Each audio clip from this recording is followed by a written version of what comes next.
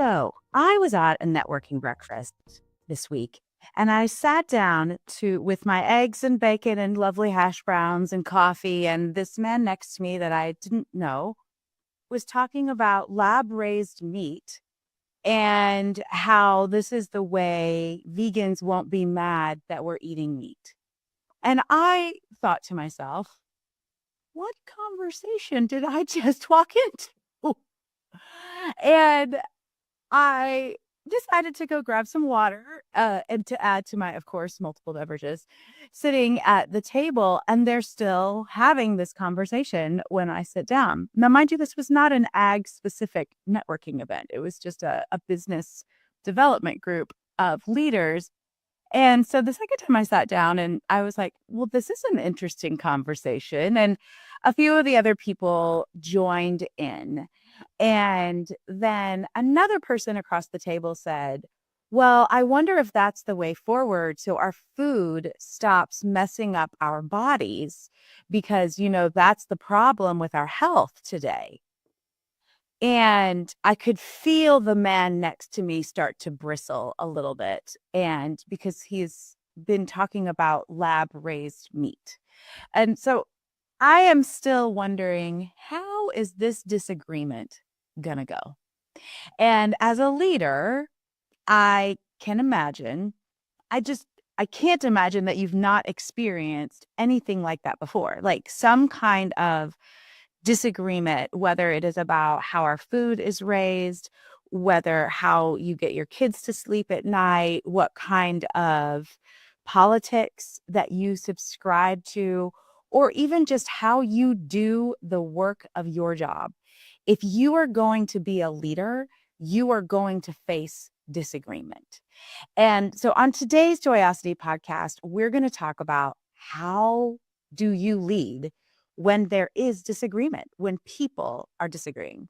So if you are new to the Joyosity podcast, welcome. I'm so glad that you are joining us. Whether you are a seasoned leader or you are just starting out, we are so glad that you are part of the Joyosity community. So as a reminder, if you are new or if you are not, because repetition is a mercy, we base our work at Joyosity on these three bedrock beliefs. One, that true leadership requires more than surface level strategies. It requires a profound commitment and connection to everything that makes us human. That two, when we use genuine curiosity, we can create positive culture with all the complex people that you work with, including yourself. And that joy is the heartbeat of a healthy leader and a healthy organization. So we're putting joy and fun right in the center of our work because it produces all the business outcomes that we want in the end anyway.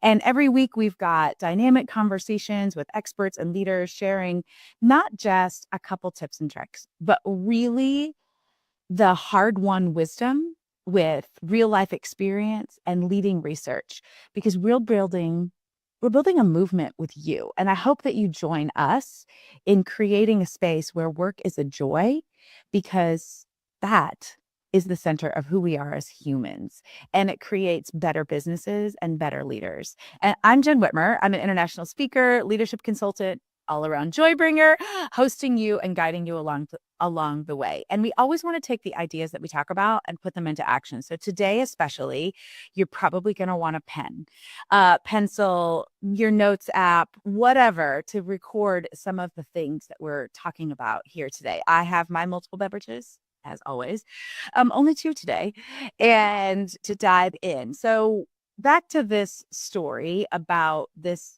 apparent disagreement I sat in the center of. And I'm going to give you one big concept today about how to practice in those conversations.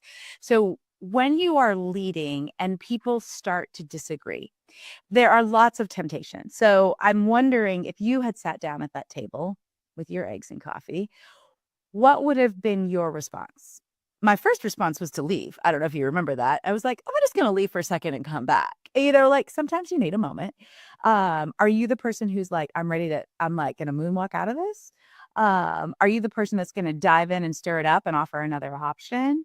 Or are you the person that is like, well, what do we, let's handle this logically. Like what's the way that you want to handle those conversations. Knowing that about yourself is incredibly helpful. So while my first response was like, I don't know if I want to be involved in this conversation, let me get some water, I came back, and my second response often is to ask questions.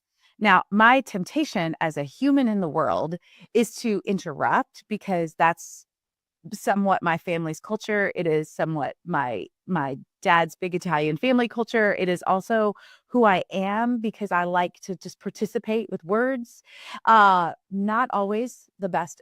Not always the best work. So I have learned, and I practice, because I'm still always trying to not interrupt, asking better questions first. So the big concept that I want for you to take away today is that you need to ask 3 questions before you jump in and share your opinion, or share a decision, or disagree in some way. When you face these types of disagreements, if you jump in with your opinion as the leader, you can miss a few things. One is that you can miss a perspective that you didn't even know that you needed, because oftentimes we don't know what we don't know.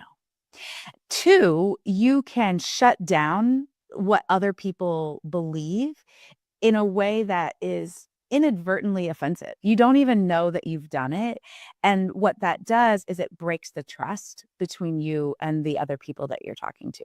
Now, I know that here we're mostly talking about the workspace. We're talking about you as a leader at work or in some kind of volunteer organization, but this applies at the holiday table.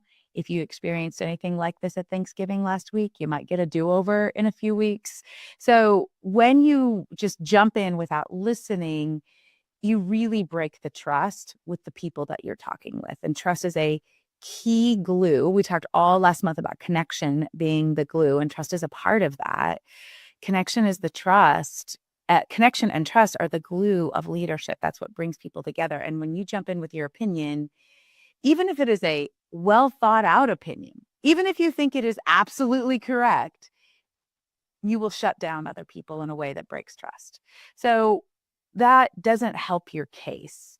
And even if people agree with you, you've demonstrated something about their opinion or thoughts don't matter, and you will get fewer perspectives along the way. And research shows us that more diverse teams create better ideas, more innovation, better solutions to problems. And if all business is solving a problem, you need all the perspectives that you can get. So those are the 2 big reasons why asking questions first will bring you better results in the end. So, and the reason 3 is it takes a little bit of time, one, for you to regulate your emotions if it's a really high stakes disagreement. But it also takes other people that time to regulate their emotions. That 3 questions really starts to pull at the deeper ideas. You tend to get to the root of the concern. You tend to get to at least closer to the root and out of sound bites, especially when we're talking about issues out in the world, not necessarily even related to the project that you're working on or the work that you do. We all hear things, and sometimes it's just easy to parrot that if we decided we agreed with it, and we just parrot somebody else's idea. And then somebody asks a question, I have to think about that a little bit deeper, and you have to get to the underlying root issue. So that's why 3 questions are so powerful. So even if you don't remember anything else today, if you've listened to this as a leader, asking 3 questions before you jump in with either a solution, your opinion, a different thought is a powerful way to get at the root of someone's idea, their feelings, their beliefs, create and develop that trust and sense of belonging, and bring you perspectives, again, that you didn't even know that you needed. So what are, if I'm saying ask 3 questions, what are the 3 questions that you ask? Well, there are all types of different questions. I'm just going to share several of them. So this is where you're probably going to want to get out something to record. Either you can always go back and listen to the podcast, which I love that you do. And please rate and subscribe and share with your friends. But if you might want to pull out a pen, piece of paper, open the notes app while you're listening, grab a computer, if a Notion page, whatever you record things. And I'm going to take a sip of water while you do it, because I've been traveling so much. My voice is very tired after multiple speaking events, 10 planes, and a trip to Disneyland. So when you're asking these questions, my favorite of all types of questions is, can you tell me more? Sometimes you can make it a statement, tell me more, tell me more. Sometimes if it's with my really close friends, I will say more words. Like I say that often with my kids or close friends, people that I have deep relationships with that are both personal and professional. I will say more words.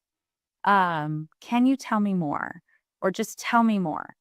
And that open-ended question allows the other person in the conversation to elaborate and really consider for themselves what the deeper issue is without you really guiding it somewhere. And what that allows for you to do is really you can see what they really want or what they're really thinking, because they may take it in a direction that wasn't where you ever thought it was going. So when we sat at this table and the man next to me was talking about lab-raised meat and the man across the table was saying, is that going to solve all of our metabolism problems that food has caused? That was the question that I asked. I was like, can you tell me more about that? That's all I said. And then he started elaborating and he started sharing the fact that I was just listening to this podcast. And so, I only listened to it for like 30 minutes, but I heard all of this stuff. And he starts to elaborate on what the podcast said. So sometimes you start to realize, wait, is that really what you think, or is that just what you heard? So when you ask, tell me more, you can ask a better second question. So I always love that question first. So can you tell me more? Tell me more about that. It's just a beautiful way to allow the open-ended conversation to flow to get to the deeper understanding. Another question that I think is really powerful after the first one, if it doesn't come out in the first one, is like, oh, where did you hear that? Where did you get that information?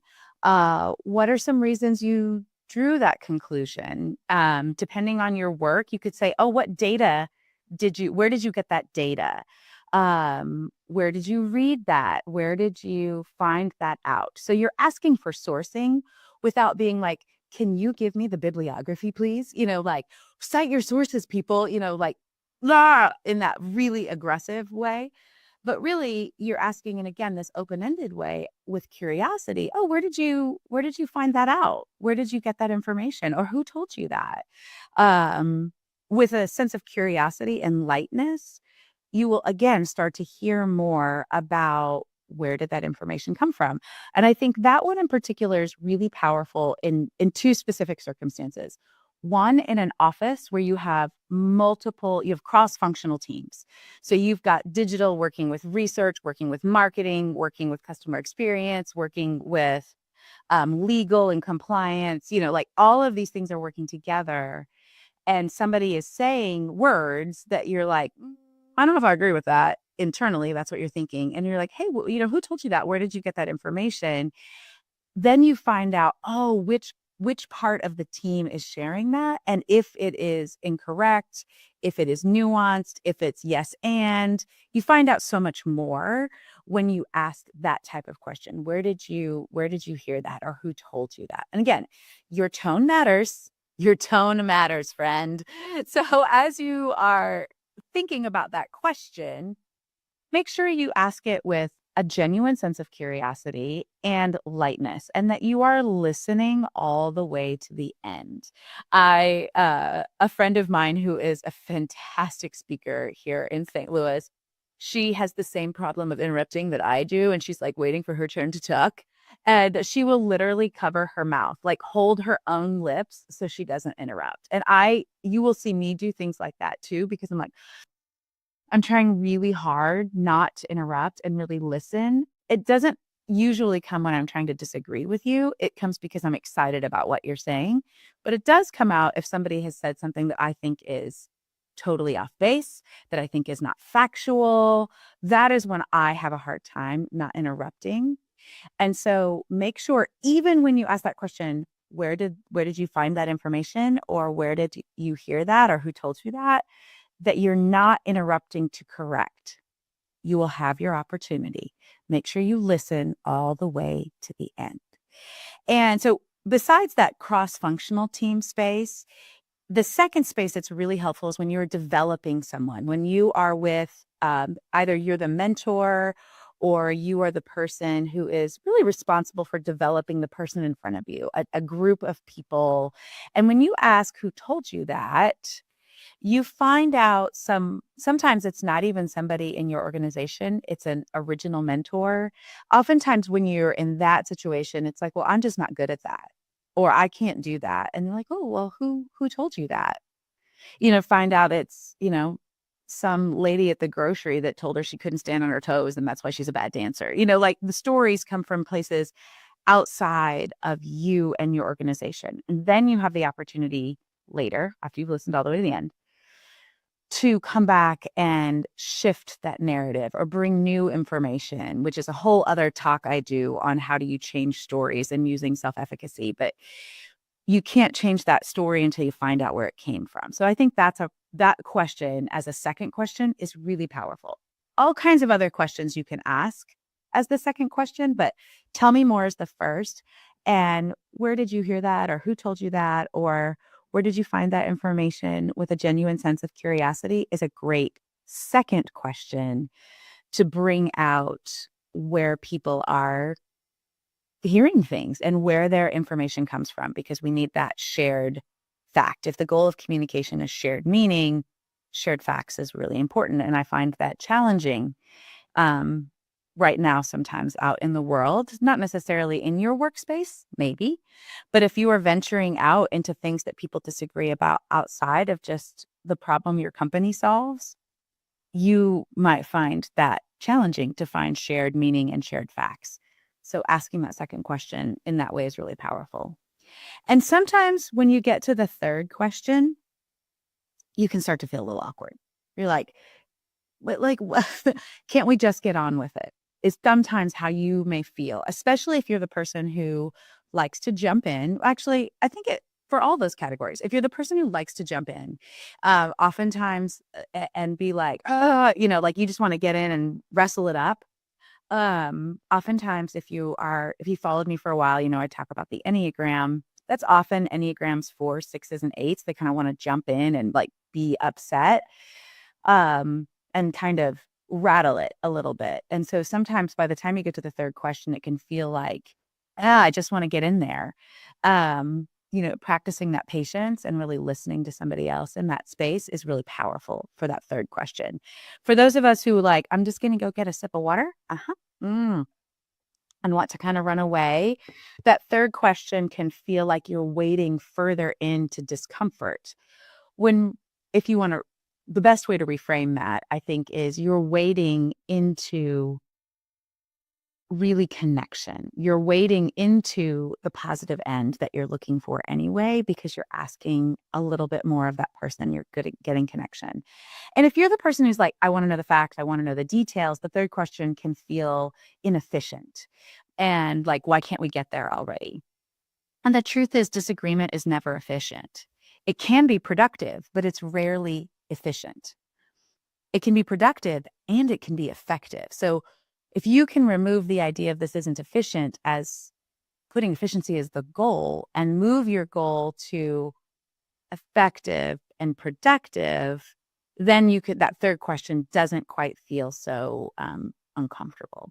So the third question is even more up for grabs, how you want to go. You really have to be listening to the first two to ask a wise third question. And so some of the questions that I like to ask in the third question is, how do you feel about that? People often still tell you what they think, but oftentimes they'll get at their emotions. How do you feel when that person said that? How do you feel about that idea? That's a great question to ask. Another question to ask would, well, what would you do? What would you like to see happen? You're getting at the action items and the solution problem solving in that one.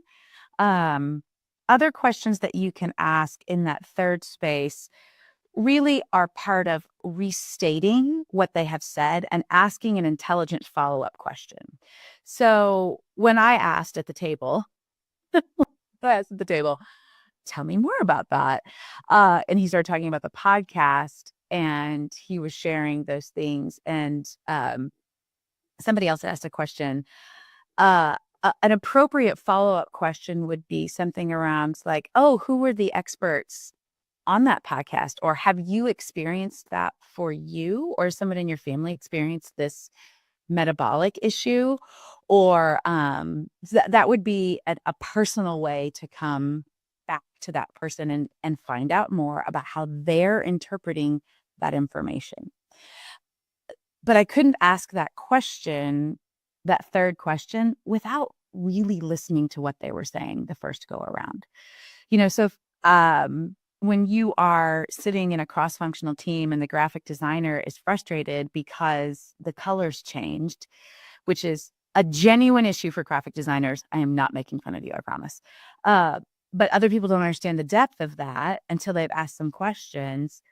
You know, asking after you've listened well to what the designer has said, you can say, well, tell me more about what you would have liked to have happen, or what would you like to do now? Or what do those colors mean for the strategy? Or you have to ask an intelligent question because you've listened to the first two. So questions like, how do you feel about that? What would you like to do now? Are very general questions. But you as a leader have a lot of wisdom. I know that you do. And you can ask an intelligent question if you've listened to the first two. And back to the idea that I said at the beginning, when you ask those questions, you are opening people up. You are building a sense of belonging. You are building trust. And you are building this idea that you need perspectives from other people, which is the powerful space of a leader.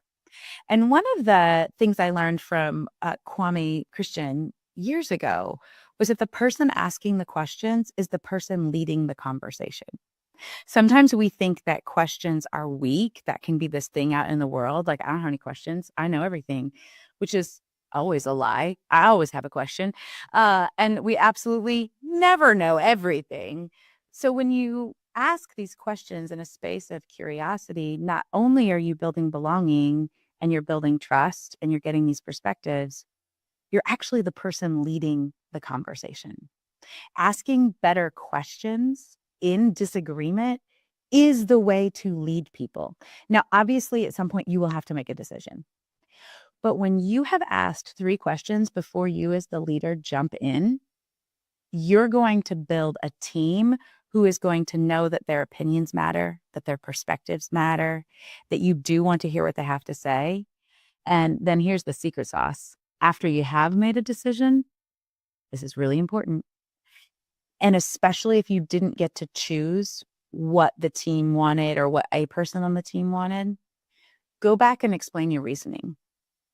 Because that demonstrates not only that sometimes decisions have to be made that we don't all agree with and we can disagree and commit, which is again another thing, but it shows respect for who they are. I heard you. I know this is important to you. Here are the reasons why I had to make it, or I chose to make a different choice. Claim your decision. Don't blame it on somebody. Did you hear my language there for a second? I was like, I had to make this. It was out of my hands. Nope. I, as the leader, here's why I made that decision. And I know that isn't the way you wanted it to go. And what I hope is XYZ can happen because we made that decision that way. That's the secret sauce at the end, because you have to go and act. You can't just, ask questions and not make decisions and then not act on anything. So as you sit in conversations like at this networking breakfast, which we didn't, in some ways I wish that we could have kept having the conversation. The breakfast part was over. We had to start doing the introductions and the speaker and those kinds of things. But we were really getting somewhere as I was listening to these two people who were not in a heated argument, but definitely not a casual conversation when I sat down with my coffee and eggs. And the power of asking 3 questions before you jump in really expanded the perspectives and lowered the intensity of the conversation.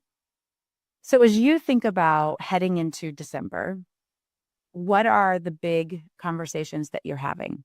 They may be around politics, and they may be around the plans for 25, and they may be around end of year reviews. There are lots of conversations where you have the ability to pause and ask 3 questions before you jump in. My first one is always tell me more. That's just, if you don't remember anything else, grab that one. And then ask 2 more questions that really draw people out, where you can build trust. You can create a space where you're going to get better ideas because you have demonstrated you are genuinely listening to your people. And if you want some help with that, and you're like, whew, I got to know a little bit more about how to do this. And I feel like there's something deeper I need to do. Let's hop on a phone call. I have 15-minute Spark calls, which are 15 minutes of us on the phone, really figuring out where you're stuck. It might not be actually asking the questions that you're stuck. It may be something deeper, and we can figure that out and just help you figure out what your next step is. So if you go to jenwhitmer.com/spark-call, you can just sign up for a quick time and we can chat on the phone. And I love doing these in December because you're thinking about all of these things all at once. And like, it feels like crushing. And to spend 15 minutes just to pause and like, what do I need right now? How is that working for me? Brings a sense of peace. And so it's one of my favorite times of the year to have Spark calls. People always walk away going, gosh, I didn't know I needed that clarity, or I never take the time to do this. And now I feel really confident on how to approach this. And they're really, really powerful. So jump on that, because the 3 questions will lead you to bigger leadership. I promise. And you're going to want to know what to do next. I hope that you join us next week as well, because Justin Jones-Fusu will be here, and we have had a fantastic conversation, and it's going to be perfect for you as a leader. And if you have any kind of family or any kind of human that you might possibly disagree with sometimes. So make sure that you tune in next week, because it's going to be just a really great conversation. So let me put my coach hat on for just a moment. Don't just leave this here. Take a moment. What did you learn? What's your next tiny action step? Share this episode with someone and tell them what you're going to do. Check the show notes for all the links and connect with us on LinkedIn and all the other socials, or just drop me an email at Jen with 2 N's at jenwhitmer.com. We want to keep this conversation going with you. I know your earballs have a lot coming at them. So thank you for listening to the Joyosity podcast and being a part of our community. Please take a moment to rate and subscribe. It helps more people join us in the movement to create positive culture with complex people. So work is a joy, people are whole, and organizations flourish. Can't wait for you to join us next week.